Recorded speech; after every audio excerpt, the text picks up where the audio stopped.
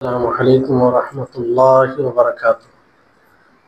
إن الحمد لله نحمده ونستعينه ونستغفره ونعوذ بالله من شرور أنفسنا وسيئات أعمالنا. من يهده الله فلا مضل له ومن يضلله فلا هادي له، وأشهد أن لا إله إلا الله وحده لا شريك له، وأشهد أن محمدا عبده ورسوله. أما بعد، فأعوذ بالله من الشيطان الرجيم. وما آتاكم الرسول فخذوه وما نهاكم عنه فانتهوا واتقوا الله إن الله شديد العقاب. رب اشرح لي صدري ويسر لي أمري واحلل عقدة من لساني يفقهوا قولي.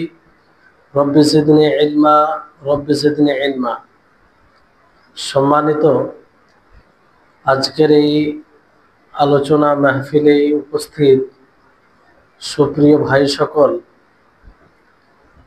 প্রশংসা মাত্রই সেই মহান আল্লাহ তাবারক ওয়া তাআলার জন্য, যিনি আমাদের সকলকে তার ইবাদত উপাসনার জন্য সৃষ্টি করেছেন এবং তার ইবাদত করার জন্য আমাদেরকে সুস্থ বিবেক দান করেছেন, সুস্থ শরীর দান করেছেন এবং তার সন্তুষ্টি লাভ কিভাবে অর্জন করব তার জন্য আল্লাহ তাআলা রাসূলগণ প্রেরণ করেছেন। আর আমাদের সকলের প্রাণ প্রিয় নবী করিম মুহাম্মদ মুস্তাফা সাল্লাল্লাহু আলাইহি ওয়াসাল্লাম, তিনার উপর অসংখ্য শান্তি ধারা বর্ষিত হোক। আল্লাহুম্মা সাল্লি আলাইহি আল্লাহুম্মা বারিক আলাইহি।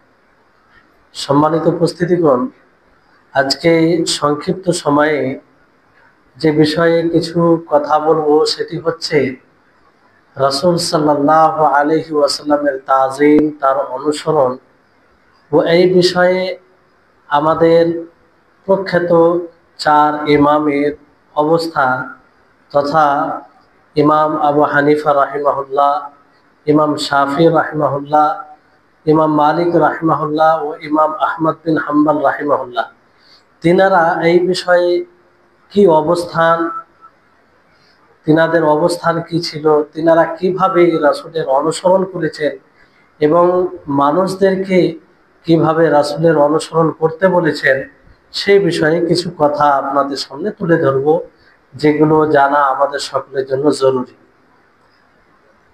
আল্লাহ তাবারক ওয়া তাআলা আমাদের সকলের উপরে ফরজ করেছেন যাতে আমরা রাসূলের তাজিম করি, রাসূলের অনুসরণ করি, তার সহযোগিতা করি।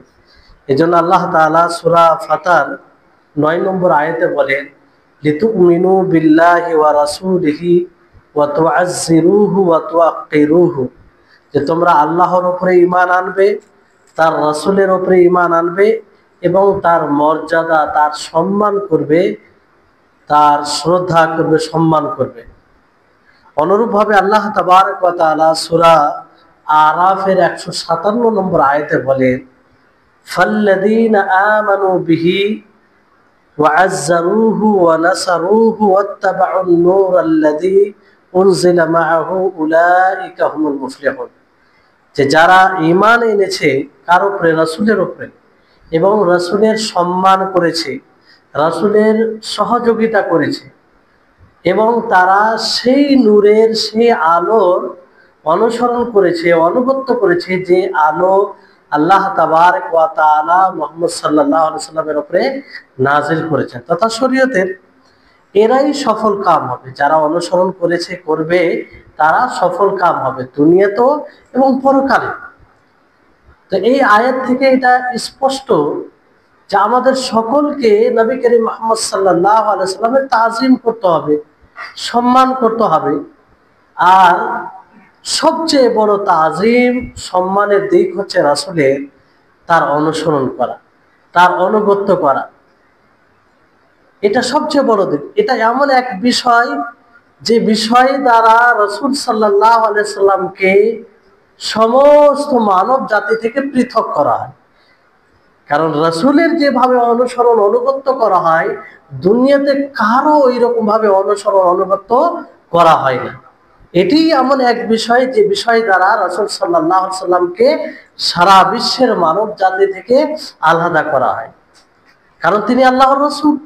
আল্লাহ তাবারক ওয়া তাআলা তার উপরে ওহী অবতীর্ণ করেছেন, কোরআন নাযিল করেছেন। রাসূল সাল্লাল্লাহু আলাইহি সাল্লাম আল্লাহর হুকুম আদেশ মানুষের নিকটে পৌঁছে দিয়েছেন। আল্লাহ তাবারক ওয়া তাআলার যতগুলো নিষেধাজ্ঞা রয়েছে সেগুলো পৌঁছে দিয়েছেন তার উম্মতের নিকটে, মানবের নিকটে। তা এই জন্য তারই অনুগত্য করতে হবে। এটা সবচেয়ে বড় তাজিম, সম্মানের দিক, তার সহযোগিতার দিক। তারপরে তার সম্মান, তার অনুসরণ এর দিক হচ্ছে সবচেয়ে যেটা বড় একটা দিক, সেটা হচ্ছে যে তার সুন্নাতের উপরে আস্থা রাখা। তিনি যে সুন্নাহ হাদিস রেখে গেছেন তার উপরে আস্থা রাখা, সেটাকে গ্রহণ করা, বিশুদ্ধ সুন্নাহ বিশুদ্ধ হাদিসকে, এবং হাদিস বিরোধী যতগুলো কথা আছে সেগুলোকে বর্জন করা। কারণ হাদিসের নামে অনেক কথা সমাজে ঘোরাফেরা করে, অথচ আল্লাহ নবীর হাদিস সেটা নয়। আপনাদেরকে যদি উদাহরণ দেওয়া যায় তো অবাক হবে যে এটা কি রাসূলের হাদিস হয়। তো এই মানে অনেকেই বলে না যে রাসূলের হাদিস আবার কি দুর্বল হয়। রাসূলের হাদিস মানে মানতে হবে।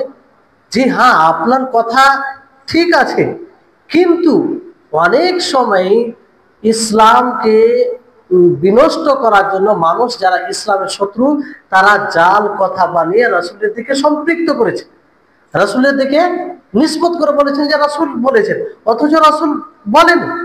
যেমন কেউ ব্যবসা করে, তো সে যেই জিনিসের ব্যবসা করে তার বিক্রি হয় না, ফলে তার একটা ফজিলত বর্ণনা করে দিল যে আল্লাহ নবী এর ফজিলতে এটা বলেছে, যাতে তার জিনিস বিক্রয় হয়। তো এটাকে আপনি হাদিস বলে মানবেন, যেটা শরীয়তের অংশ নয়। এই জন্য আমাদের নিকটে যখনই পৌঁছাবে মুহাদ্দিসিন কিরাম, সাহাবায়ে কিরাম যে নীতিমালা বর্ণনা করেছেন যে বিশুদ্ধ হাদিসের জন্য এই নীতিমালা থাকতে হবে, যখনই স্পষ্ট হয়ে যাবে যে এই হাদিসটি বিশুদ্ধ হাদিস নয়, দুর্বল হাদিস, মৌজু হাদিস, মানবরচিত হাদিস, তো সেই হাদিসকে যেন আমরা বর্জন করতে পারি, সেই হাদিসকে যেন বর্জন করতে পারি, যদিও আমরা আগে থেকে আমল করে আসি। তাহলে এটা হচ্ছে বিষয়। এই জন্য ইমাম নববী রাহিমাহুল্লাহ একজন প্রখ্যাত আলেমে দ্বীন, তিনি বলেন, ওনার অনেকগুলো বই রয়েছে, যে প্রত্যেক মানুষের উচিত হবে যে সে যেন রাসূল সাল্লাল্লাহু আলাইহি সাল্লামের আখলাকে, রাসূল সাল্লাল্লাহু আলাইহি সাল্লামের চরিত্রে চরিত্রবান হয়। যেভাবে রাসূল সাল্লাল্লাহু আলাইহি সাল্লাম চলাফেরা করেছেন, ইবাদত করেছেন, সেভাবে ইবাদত করে। এমনকি প্রত্যেকটা মানুষকে মানুষের সাথে চলতে ফিরতে গিয়ে, ইবাদত করতে গিয়ে, ব্যবসা করতে গিয়ে, শরীয়তের বিধান মানতে গিয়ে সব বিষয়ে রাসূলের কথা, রাসূলের কর্মে, রাসূলের ইবাদতের যেন অনুসরণ করে, ইক্তেদা করে, অনুসরণ করে সমস্ত বিষয়, শুধু এক বিষয়ে তা নয়।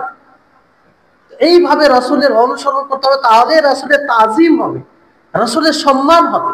এটাই হচ্ছে প্রকৃত সম্মান রাসূল সাল্লাল্লাহু আলাইহি ওয়াসাল্লাম। সম্মানিত উপস্থিতিগণ, অনুরূপভাবে এই কথার উপরে আল্লাহ তাবারক ওয়া তাআলা এতটা জোর দিয়েছেন যে একাধিক আয়াতে আল্লাহ তাআলা বলেছেন। যেমন আল্লাহ তাআলা সূরা হাশরে বলে যে ওয়ামা আতাকুমুর রাসূলু ফাখুযু ওয়ামা নাহাকুম আনহু ফান্তাহু, যে আমি রাসূলকে যা দিয়েছি সেটা নিয়ে নাও, রাসূল যা তোমাদেরকে দিবে সেটা নিয়ে নাও, সেটা গ্রহণ করে নাও, আর রাসূল যা থেকে নিষেধ করবে তোমরা বিরত থাকো। এটা কার বাণী? আল্লাহ তাবারক ওয়া তাআলার বাণী। তো রাসূল যা বলবেন সেটা গ্রহণ করে নেওয়া, রাসূল যা থেকে নিষেধ করবেন, বাধা দিবেন, সেটা থেকে বিরত থাকা, এটাই হচ্ছে রাসূলের অনুসরণ। আর যদি এটা না করি, আল্লাহ তাআলা সতর্ক করছেন ওয়াত্তাকুল্লাহ, যে তোমরা আল্লাহকে ভয় করো। আল্লাহকে কি করো? ভয় করো। ইন্নাল্লাহা শাদীদুল ইকাব, তিনি কঠোর শাস্তি দান করেন। যদি আমরা রাসূলের অনুসরণ না করি, রাসূল যেটা দিবে সেটা যদি গ্রহণ না করি, তাহলে কঠোর শাস্তির সম্মুখীন আমাদেরকে হতে হবে। অনুরূপভাবে আল্লাহ তাবারক ওয়া তাআলা অন্য আয়াতে কি বলে? লাকাদ কানা লাকুম ফি রাসূলিল্লাহি উসওয়াতুন হাসানাহ, যে রাসূল সাল্লাল্লাহু আলাইহি সাল্লামের জীবনীতে তোমাদের জন্য উত্তম আদর্শ রয়েছে। উত্তম আদর্শ কাকে বলে? যার প্রত্যেকটা জিনিস আপনার নিকটে প্রিয় হয়, যার সবকিছু আপনাকে ভালো লাগবে, তার পোশাক, তার আকৃতি, তার কথা, তার কর্ম, তার ইবাদত, তার সমস্ত কিছু আপনার কাছে প্রিয় হবে এবং আপনি তার অনুসরণ করবেন। এটাই হচ্ছে আদর্শ। এইভাবে রসুলের অনুসরণ করতে হবে, তাহলে রসুলের সম্মান করা হবে, রসুলকে ভালোবাসা হবে। আল্লাহ তাবারক ওয়া তাআলা বললেন যে তোমরা রসুলকে কিভাবে ভালোবাসবে।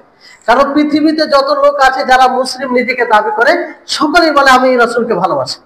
কিন্তু প্রকৃত ভালোবাসা কি, এর মানদণ্ড কি, এর পরিমাপ কি? আল্লাহ তাআলা বলেন কুল ইন কুনতুম তুহিব্বুনাল্লাহা ফাত্তাবিউনি ইউহিব্বুকুমুল্লাহ, যে হে নবী আপনি বলে দিন যে তোমরা যদি আল্লাহকে ভালোবাসতে চাও, তোমরা যদি আল্লাহকে ভালোবাসো, আল্লাহর নিকটে প্রিয় হও, ফাত্তাবিউনি, তো তোমরা কি করো? আমার অনুসরণ করো। অর্থাৎ আল্লাহ তাআলা রাসূলকে বলতে বলছেন যে আপনি বলুন যে আমার অনুসরণ করো। তাহলে আল্লাহ তাআলাকে ভালোবাসতে হলে কার অনুসরণ করতে হবে? রাসূলের অনুসরণ করতে হবে, রাসূলের অনুগত্য করতে হবে। সম্মানিত উপস্থিতি হন, তারপরে রাসূল সাল্লাল্লাহু আলাইহি সাল্লামের তাজিমের আরেকটি দিক হচ্ছে যে রাসূল সাল্লাল্লাহু আলাইহি সাল্লামকে আমরা সার্বিকভাবে গ্রহণ করব, সমস্ত বিষয়, আংশিকভাবে নয়, পরিপূর্ণভাবে। জীবনে চলতে গিয়ে যা কিছু করবেন আপনি রাসূলকে স্মরণ করবেন, তাহলে আপনি রাসূলের সম্মান করতে পারবেন, রাসূলের মর্যাদা বজায় রাখতে পারবেন। নচেত আপনি নিজের দাবিতে মিথ্যুক হবেন। এজন্য আল্লাহ তাবারক ওয়া তাআলা অন্য আয়াতে বলেন যে ফালা ওয়া রাব্বিকা লা ইউমিনুনা হাত্তা ইউহাক্কিমুকা ফীমা শাজারা বাইনাহুম, যে তারা অতক্ষণ পর্যন্ত মুমিন হতে পারবে না যতক্ষণ পর্যন্ত আপনাকে তাদের বিবাদিত বিষয়ে হাকিম বলে মেনে নেবে। কি বলে মেনে নেবে? হাকিম, বিচারক হিসাবে মেনে নেবে। মানে রাসূলের সিদ্ধান্ত মানে চূড়ান্ত, রাসূলের কথা বলে তার শেষ কথা। রাসূলের হাদিস যখন আমাদের কর্ণে পৌঁছে যাবে সেটাকে বিনা দ্বিধা সংকোচ, বিনা কিছু মানে অসুবিধা মনে করে সেটাকে গ্রহণ করে নেওয়া, পরিপূর্ণভাবে গ্রহণ করে নেওয়া, এইভাবে মানতে হবে। তাহলে আমরা রাসূলের তাজিম করতে পারবো। সম্মানিত উপস্থিতিগণ, আরেকটি দিক হচ্ছে রাসূলের তাজিমের, সেটি হচ্ছে যে যখনই আমরা রাসূলের হাদিস বিরোধী কোনো কথা পাবো, যখনই আমাদের কর্ণে এটা আসবে যে এটা রাসূলের হাদিস বিরোধী কথা, রাসূলের সুন্নাহ বিরোধী কথা, সেটাকে যেন আমরা প্রত্যাখ্যান করি, সেটাকে যেন আমরা বর্জন করতে পারি। যদি বর্জন করতে পারি তাহলে মনে রাখবেন যে আপনি রাসূলের উপরে, রাসূলের সম্মান করতে পেরেছেন, আর আল্লাহ তাবারক ওয়া তাআলার বাণীর উপরে আপনি আমল করতে সক্ষম হয়েছেন। আল্লাহ তাআলা বলেন যে মুমিনদের বৈশিষ্ট্য হবে যখন মুমিন আল্লাহ এবং তার রাসূলের কথা শুনে তখন কি বলে? আইয়াকুলু সামি'না ওয়া আতা'না, যে তারা বলে যে আমরা শুনলাম, মেনে নিলাম। তখন বলে না যে আমি তো শুনলাম কিন্তু আমাদের সমাজ তো আমল করে না, আমাদের এলাকায় তো আমল করে না, আমাদের মাযহাবে তো এটা আমল করে না। না, এইরকম কথা বলবেন। মুমিনের বাক্য হবে, মুমিনের ধারণা হবে যে রাসূলের হাদিস তো সেটাই আমার আদর্শ, রাসূলের হাদিস তো সেটাই আমার সিদ্ধান্ত চূড়ান্ত। এই পদ্ধতি অবলম্বন করতে হবে, তাহলে আপনি প্রকৃতভাবে রাসূলের তাজিম, রাসূলের সম্মান করতে পারবেন। সম্মানিত উপস্থিতিগণ, এই জন্য ইমাম শাতিবী রাহিমাহুল্লাহ খুব একটি দামি কথা বলেছেন, ভালো করে শুনবেন এবং বুঝার চেষ্টা করবেন। ইমাম শাতিবী রাহিমাহুল্লাহ তিনি বলেন যে কোনো মানুষ চারটি ইমামের মধ্যে, সম্মানিত চারটি ইমামের মধ্যে যে কোনো ইমামের অনুসরণ করুক না কেন, সে যেন অনুসরণ করতে গিয়ে পক্ষপাতিত্ব না করে, তাআসসুব না করে, যে আমার ইমাম বলেছে তো সেটাই সঠিক হবে, তার কথা কোনোদিন ভুল হবে না, এইরকম ভাবে পক্ষপাতিত্ব না করে। চার ইমামগুলোর মধ্যে যে কোনো ইমামের অনুসরণ করতে পারে, কিন্তু এই অনুসরণে একটা শর্ত থাকবে যে তাদের অনুসরণ করতে গিয়ে আপনি শরীয়তকে বিচারক হিসেবে মানবেন, কোরআন ও হাদিসকে মূল সিদ্ধান্ত হিসেবে মানবেন। আপনি ইমাম আবু হানিফা রাহিমাহুল্লাহকে অনুসরণ করছেন, করুন। আপনি ইমাম মালিক রাহিমাহুল্লাহকে তার অনুগত করছেন, করুন। আপনি ইমাম শাফি, ইমাম আহমদ বিন হাম্বল, যার আপনি অনুসরণ করছেন, করুন। কিন্তু সেখানে শর্ত হচ্ছে যে যখনই আপনার কর্ণে এটা পৌঁছাবে যে ইমাম আবু হানিফার এই কথা রাহিমাহুল্লাহ, ইমাম শাফি রাহিমাহুল্লাহর এই কথা, ইমাম মালিক রাহিমাহুল্লাহ এই কথা হাদিস বিরুদ্ধে চলে যাচ্ছে, তখন আপনি তার কথা ছাড়তে বাধ্য। তাহলে এখানে আপনি শরীয়তকে বিচারক হিসাবে গ্রহণ করলেন, তাহলে এতে কোনো নিন্দনীয় বিষয় না, এটা ভালো বিষয়। এইভাবে আপনি যে কোনো ইমামকে অনুসরণ করুন, কিন্তু যখন আপনি পক্ষপাতিত্ব করবেন, না আমার ইমাম বলেছেন, আমাদের ইমাম বলেছে, তো এটা কখনো ভুল হতে পারে না, এই কথা ছাড়া আমল করতে পারি না, তাহলে মনে রাখবেন আপনার ঈমান খুব সংকটে আছে। আপনি রাসূলের অবমাননা করছেন। কারণ অন্ধ অনুসরণ বলতে একমাত্র মহান আল্লাহ তাআলা ও তার রাসূলের করা যায়, রাসূলের অন্ধ অনুসরণ করা যায়, বাকি অন্য কারো করা যায়। অন্য কারো যদি আপনি অন্ধ অনুসরণ করেন, তাহলে নবীর জায়গায় আপনি অন্য কাউকে দিয়ে দিলেন। আপনাদেরকে কিছু উক্তি তাদের তুলে ধরবো, যাতে স্পষ্ট হবে যে সেই চার ইমাম, সম্মানিত ইমাম, তারাই নিষেধ করেছেন যে তাদের অন্ধ অনুসরণ করতে হবে। চার ইমামের মধ্যে প্রত্যেক ইমাম সুস্পষ্ট ভাবে বলেছেন যে তোমরা আমাদের অন্ধ অনুসরণ করো না। আমার কথা যখন কোরআন হাদিস বিরোধী হবে, তখন আমার কথাকে ছুঁড়ে ফেলবে, আমার কথাকে ছুঁড়ে ফেলবে। তারপরে যদি আমরা অন্ধ অনুসরণ করি, তো তাদের বিরুদ্ধাচারণ হলো না, তাদের বিরুদ্ধে যাওয়া হলো না। সম্মানিত উপস্থিতিগণ, এবার আপনাদেরকে সেই ইমামদের উক্তি আপনাদেরকে বলছে, সেই ইমামদের কথা নকল করছে আপনাদেরকে। সেই ইমাম আবু হানিফা রাহিমাহুল্লাহ কি বলেছেন এই ব্যাপারে, এবং ইমাম আবু হানিফা রাহিমাহুল্লাহ, ইমাম মালিক রাহিমাহুল্লাহ, ইমাম শাফি রাহিমাহুল্লাহ, ইমাম আহমদ বিন হাম্বল রাহিমাহুল্লাহ, ইনারা কিভাবে রাসূলের অনুসরণ করেছেন এবং রাসূলের অনুসরণের প্রতি কতটা গুরুত্ব দিয়েছেন। চারো ইমাম তিনারা সকলেই তাদের অন্ধ অনুসরণ করা থেকে নিষেধ করেছেন, নিষেধ করেছেন। তিনারা অনুমতি দেননি যে তাদের অন্ধভাবে অনুসরণ করা হবে, কেউ অনুমতি দেননি। আপনি কোথা থেকে তাদের একটা উক্তি বের করতে পারবেন না যে তারা বলেছেন যে তোমরা আমার অন্ধ অনুসরণ করবে। যেই কথা বলবো সেটা যদি কোরআন হাদিস বিরোধী হয়, তারপরেও তোমরা মেনে নেবে, এইরকম কথা আপনি কোথাও পাবেন না, বরং এর বিরুদ্ধে কথা পাবেন। যেমন আপনাদেরকে বলি যে ইমাম আবু হানিফা রাহিমাহুল্লাহ তিনি বলেন, ইমাম আবু হানিফা রাহিমাহুল্লাহ তিনার উক্তি, তিনি নিজে বলছেন, লা ইয়াহিল্লু লিআহাদিন আন ইয়াকুলা বিকাউলিনা হাত্তা ইয়ালামা মিন আইনা কুলনা, যে কোনো ব্যক্তির জন্য জায়েজ নয়, কোনো ব্যক্তির জন্য হালাল নয় যে সে আমার কথা বলবে অতক্ষণ পর্যন্ত, যতক্ষণ পর্যন্ত সে এটা না জানবে যে আমি কোথা থেকে এই কথা বলেছি। তাকে জানতে হবে যে আমার কথা কোথা থেকে, কোরআন থেকে না হাদিস থেকে।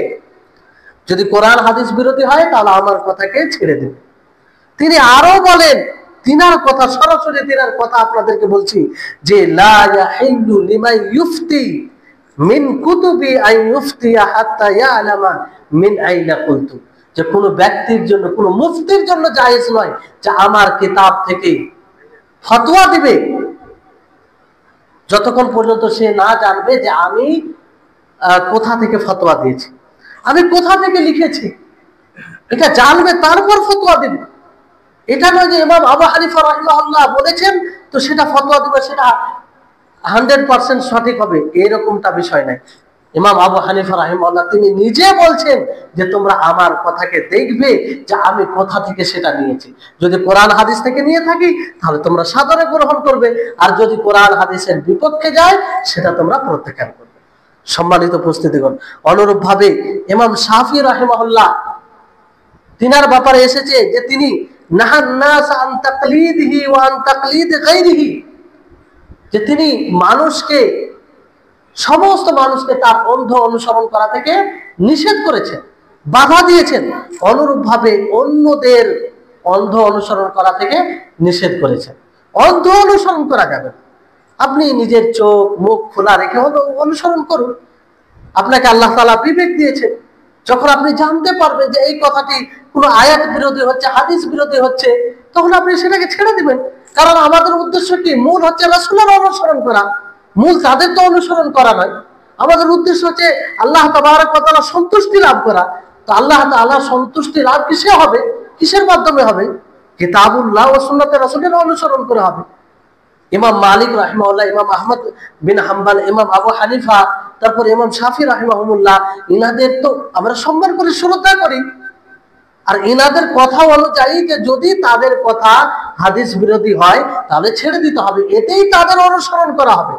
আর যারা তাদের কথা অন্ধভাবে নিয়ে নেয়, মূলত তাদের বৃদ্ধাচারণ করে, তাদের অসম্মান করে, আর বলে যে আমরা ইমামদের অনুসরণ করি, ইমামদের খুব সম্মান করি। এটা মিথ্যা। কারণ একাধিক তাদের উক্তি রয়েছে, তাদের কথা রয়েছে যে তোমরা আমাদের কথা অন্ধভাবে গ্রহণ করবে না, সেটা কোরআন হাদিস অনুযায়ী হলে সেই কথাটা নেবে। আরো আপনাদেরকে বলি যে ইমাম আহমদ বিন হাম্বল, যিনি প্রখ্যাত ইমাম ছিলেন, বুঝতে পারলেন, তিনার নিকটে তিনার একটি বই আছে মুসনাদ আহমদ, যে মুসনাদ আহমদের 40,000 হাদিস রয়েছে। তো সেই ইমাম আহমদ বিন হাম্বল তিনি বলছেন যে লা তুকাল্লিদনি, তোমরা আমার অন্ধ অনুসরণ করবে না, ওয়ালা তুকাল্লিদ মালিকা, না তোমরা ইমাম মালিক রাহিমাহুল্লাহর অন্ধ অনুসরণ করবে, ওয়ালা সাউরি, না ইমাম সাউরির, না ইমাম আউজাই রাহিমাহুল্লাহ, খুদ মিন হাইসু আখাদু, তোমরা সেখান থেকে নিবে যেখান থেকে তারা নিয়েছে। অর্থাৎ তারা কোথা থেকে নিয়েছে? কোরআন ও হাদিস থেকে। তো কোরআন হাদিস থেকে তোমরা নেবে। তারপরে তিনি বলেন যে মিন কিল্লাতি ফিকহির রাজুলি আই ইউকাল্লিদা ফি দীনিহি আর-রিজাল, যে মানুষের সবচেয়ে কম বুঝের পরিচয় হলো যে দিনের মধ্যে মানুষের অন্য মানুষের অন্ধ অনুসরণ করে। বুঝতে পারলেন? এই ছিল তো তিনাদের অবস্থা।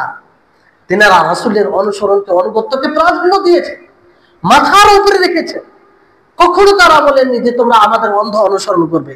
তারপরে তিনি বলেন মান রাদ্দা হাদিসা রাসূলিল্লাহি সাল্লাল্লাহু আলাইহি ওয়াসাল্লাম ফাহু আলা শাফা হালাকাতিন, যে রাসূলের হাদিসকে প্রত্যাখ্যান করবে, যে রাসূলের হাদিসকে ছুঁড়ে ফেলবে, সে ধ্বংসের দিকে যায়, সে ধ্বংস হবে। তারপরে 4 ইমাম, প্রখ্যাত কয়জন ইমাম? 4 ইমাম, তাই না? ইমাম আবু হানিফা রাহিমাহুল্লাহ, ইমাম মালিক রাহিমাহুল্লাহ, ইমাম শাফি রাহিমাহুল্লাহ, ইমাম আহমদ বিন হাম্বল। ইনারা এটাকে বাস্তবায়ন নিজেরাই করেছেন যে এক অপরের অন্ধ অনুসরণ করা যাবে না। যেমন ইমাম শাফি রাহিমাহুল্লাহ ছাত্র হচ্ছে ইমাম আহমদ বিন হাম্বল রাহিমাহুল্লাহ। কে? ইমাম আহমদ বিন হাম্বল রাহিমাহুল্লাহ। তো ইমাম শাফি রাহিমাহুল্লাহ ইমাম আহমদ বিন হাম্বল রাহিমাহুল্লাহকে বলছেন যে ইয়া আহমদ আনতা আলামু বিল হাদিস মিন্নি, যে হে আহমদ, তুমি আমার থেকে হাদিসের ব্যাপারে বেশি জ্ঞান রাখো, বেশি জ্ঞানী, তোমার নিকটে হাদিস বেশি পৌঁছেছে। তো যখনই তুমি হাদিস এমন জানবে আমাকে জানাবে। কি করবে? কে বলছেন? ইমাম শাফি রাহিমাহুল্লাহ ইমাম আহমদ বিন হাম্বল রাহিমাহুল্লাহকে বলছেন যে হাদিস, নতুন কোনো হাদিস এলে আমাকে জানাবে, আমি তার অনুসরণ করব। তিনি এই কথা বলেনি যে আমি তোমার শিক্ষক, তোমার বলার দরকার নেই, তোমার কথা শুনবো না, তুমি আমার অন্ধ অনুসরণ করবে, এই কথা বলেছিলেন না। বরং বলেছিলেন যে তুমি আমার যে হাদিসকে বেশি জানো, তা হাদিস আমাকে জানাবে, যখন আমি বিশুদ্ধ হাদিস জানবো তখন সেটার আমি অনুসরণ করব, সেই হাদিস হেজাজের হোক, সিরিয়ার হোক, অথবা মিশরের হোক। তাহলে এই ছিল ওনাদের অবস্থান। সম্মানিত উপস্থিতিগণ, এই জন্য ইমাম আহমদ বিন হাম্বল রাহিমাহুল্লাহ কোন ফিকহের বই তিনি লিখেননি, রচনা করেন এই ভয়ে যে তিনার অন্ধ অনুসরণ কেউ করবে, শুধু এই ভয়ে লিখেন। হ্যাঁ, ওনার যারা ছাত্র আছে তারা পরবর্তীতে ওনার যেগুলো ফতোয়া রয়েছিল সেগুলো একত্রিত করেছে, কিন্তু উনি নিজে লেখেননি, যেমন অন্য ইমামের আছে। বুঝতে পারলেন? তো এই হচ্ছে বিষয়। তারপরে ইমাম আবু হানিফা রাহিমাহুল্লাহ ওনার উক্তি শুনেন, কত চমৎকার কথা। তিনি বলছেন যে ইদা জাআ আনিন নবী সাল্লাল্লাহু আলাইহি ওয়াসাল্লাম ফাআলাল আইন ওয়ার রাস। তিনার অবস্থান শুনুন, যে যখন রাসূলের পক্ষ থেকে কোনো হাদিস আসবে সেই হাদিস আমাদের মাথার উপরে, মাথার আমাদের তাজ, সেটাকে আমরা সবসময় প্রাধান্য দিই, প্রাধান্য দিব। ওয়াইদা জাআ আন আসহাবি রাসূলিল্লাহ সাল্লাল্লাহু আলাইহি ওয়াসাল্লাম নাখতার মিন কাওলিহিম, আর যখন রাসূল সাল্লাল্লাহু আলাইহি ওয়াসাল্লামের সাহাবীর পক্ষ থেকে আসবে তখন আমরা তাদের কথাকে, যেটা কোরআন হাদিস অনুযায়ী হবে সেটাকে আমরা নেব, আর যখন তাবেঈনের পক্ষ থেকে হবে তখন সেটা কোরআন হাদিসের আদলে আমরা সেটা গ্রহণ করব। তাহলে ওনার কথা থেকে কি বোঝা যাচ্ছে? অন্ধ অনুসরণ করতে হবে, পক্ষপাতিত্ব করতে হবে? জি না, ওনারা নিষেধ করেছেন। তারপরে তিনি বলছেন ইদা, তিনার একটা মাশহুর উক্তি রয়েছে যেটা হয়তো আপনারা শুনেছেন, ইদা সাহাল হাদিস ফাহুয়া মাযহাবি, যে বিশুদ্ধ হাদিসই আমার মাসলাক, বিশুদ্ধ হাদিসই আমার আদর্শ বিশুদ্ধ হাদিস এলেই আমি সেটাকে গ্রহণ করি, সেটার উপরে আমল করি, সেটার কথা মানুষকে বলি, সেটার দিকে মানুষকে আহ্বান করি। এটা ইমাম আবু হানিফা রাহিমাহুল্লাহর মাসলাক। ইমাম আবু হানিফা রাহিমাহুল্লাহ এটাকে গ্রহণ করেন। বুঝতে পারলেন? অনুরূপ ভাবে তিনি বলেন, ইদা কুলতু কাওলান ইউখালিফু কিতাবাল্লাহি ওয়া খাবারার রাসূল সাল্লাল্লাহু আলাইহি ওয়াসাল্লাম ফাতরুকু কাওলি, যে যখন আমি কোনো কথা বলবো সেই কথা যদি কোরআন হাদিসের বিরুদ্ধে যায়, কার বিরুদ্ধে যায়? কোরআন ও হাদিসের বিরুদ্ধে যায়, তাহলে আমার কথাকে ছুঁড়ে ফেলবে। আমার কথাকে কি করবে? ছুঁড়ে ফেলবে, অন্য কারো কথা নয়। ইমাম আবু হানিফা রাহিমাহুল্লাহ তিনি নিজে বলছেন।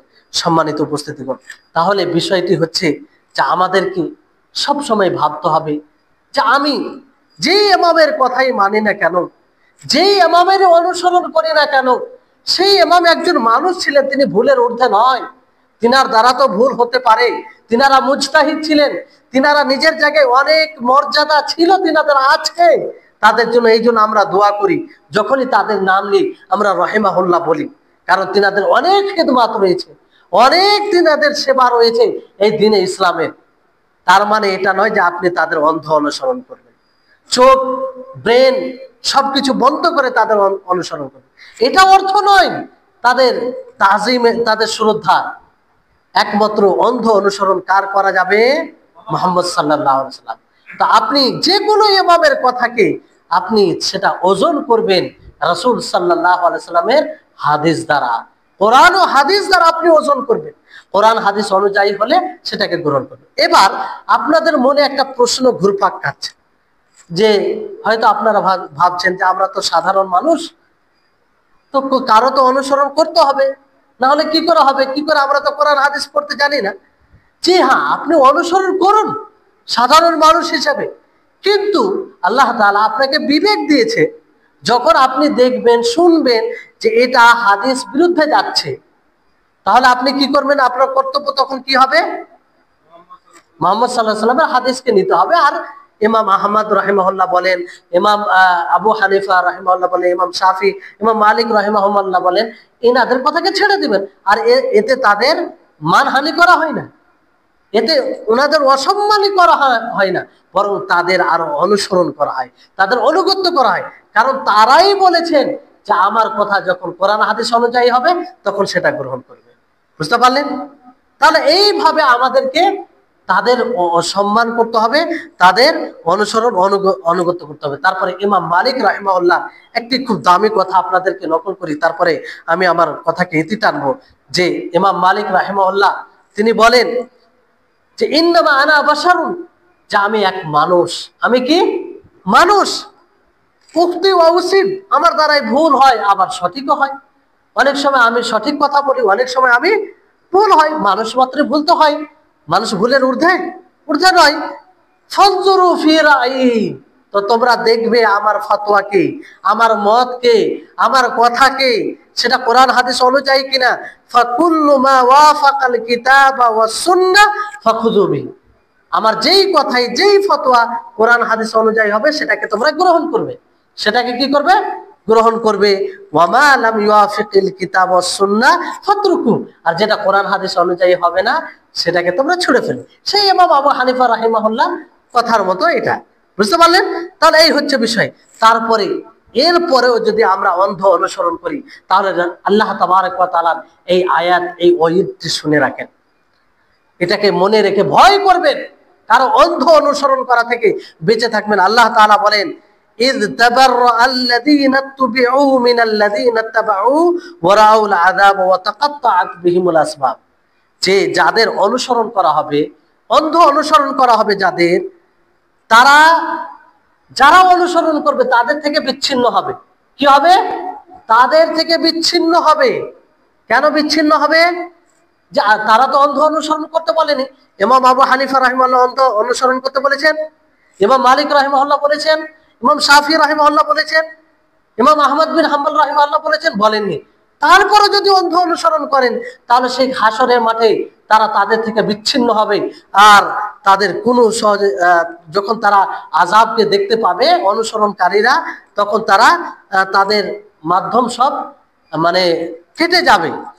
ফলে তারা আফসোস করে বলবে, যারা অন্ধ অনুসরণ করে থাকবে তারা আফসোস আক্ষেপ করে বলবে, কি বলবে আল্লাহ তাআলাকে, ওয়াকাল আল্লাযীনা ইত্তাবাউ লাউ আন্না লানা কাররাতান ফানাতাবাররা মিনহুম কামা তাবাররাউ মিন্না। সেদিন আফসোস করে বলবে যে হে আল্লাহ, আপনি আমাদেরকে একবার সুযোগ দিন, আবার দুনিয়াতে পাঠান, তাহলে আমরা সেভাবেই তাদের থেকে বিচ্ছিন্নতা অবলম্বন করব, আজকে যেভাবে তারা আমাদের থেকে বিচ্ছিন্ন। তারা আক্ষেপ করে বলবে, আফসোস করবে, কিন্তু সেই দিন আক্ষেপ আফসোসের কোনো লাভ হবে? কোনো লাভ হবে না। এই জন্য আজকেই সজাগ হন, অন্ধ অনুসরণ করেন না, তাদের সম্মান করতে শিখুন, তাদের অবমাননা করিয়েন না তাদের অন্ধ অনুসরণ করে, কারণ এতে তাদের এতে তাদের অনুসরণ করা হয় না। তারপরে আল্লাহ তাআলা বলেন যে তাদেরকে তাদের আমল দেখানো হবে। কেন? এটা আক্ষেপ স্বরূপ তাদেরকে দেখানো হবে। এই আমলগুলো দেখে তারা শুধু আক্ষেপ করবে, কি করবে? শুধু আক্ষেপ করবে, আর তারা জাহান্নামে থাকবে, জাহান্নাম থেকে বের হবে না। সম্মানিত উপস্থিতিগণ, এই হচ্ছে অনেক আরো উক্তি রয়েছে যেগুলো দ্বারা এটা স্পষ্ট হয় যে আমাদেরকে চারো ইমামের সম্মান রাখতে হবে, চারো ইমামের শ্রদ্ধা করতে হবে, কিন্তু তাদের যে কথা কোরআন হাদিস অনুযায়ী সেটা নিতে হবে, আর যেটা কোরআন হাদিসের বিরুদ্ধে যাবে সেটাকে ছেড়ে দিতে হবে। তো এতে আমাদের প্রকৃত রাসূল সাল্লাল্লাহু আলাইহি সাল্লামের অনুসরণ হবে, আর রাসূলকে প্রাধান্য দেওয়া হবে। আল্লাহ তাআলা যেন আমাদের সকলকে কোরআন ও হাদিসের সঠিক মতো অনুসরণ করার তৌফিক দান করেন, আর আমরা সদা সর্বদা রাসূলকে যেন, রাসূলের কথাকে, রাসূলের হাদিসকে সব বিষয়ের উপরে প্রাধান্য দিতে পারি, উঁচু রাখতে পারি। আর আল্লাহ তাবারক ওয়া তাআলা যেন কোরআন হাদিস উভয়কে সামনে রেখে দুটোর উপরে অনড় থেকে যেন আমরা পুরো জীবন ঘুরতে পারি, এর তৌফিক যেন আল্লাহ তাআলা আমাদের সকলকে দেন। ওয়া আখির দাওয়ানা আলহামদুলিল্লাহি রাব্বিল আলামিন। আসসালামু আলাইকুম ওয়া রাহমাতুল্লাহি ওয়া বারাকাতুহু।